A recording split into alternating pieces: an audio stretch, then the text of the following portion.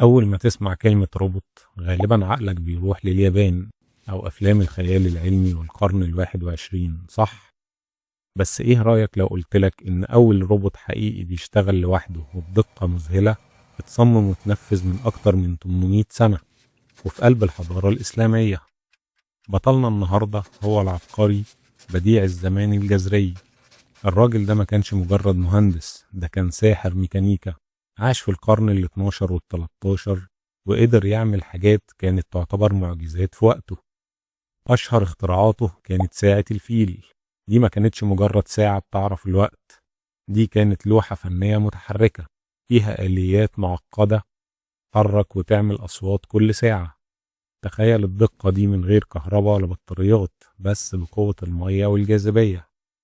ومش بس كده، الجزري عمل أول فرقة موسيقية آلية، قارب صغير بيعزف موسيقى لوحده علشان تسلي الضيوف في الحفلات الملكية.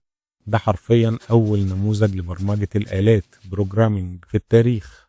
أفكار الجزري والمبادئ الميكانيكية اللي حطها زي استخدام التروس لتحويل الحركة هي الأساس اللي اتبنت عليه آلات كتير بنستخدمها النهاردة، من أول موتور العربية لحد الغسالة الأوتوماتيك. الجزري ما كانش بيدور على الشهرة، هو كان بيعشق الهندسة وبيحب يسهل حياة الناس باختراعاته.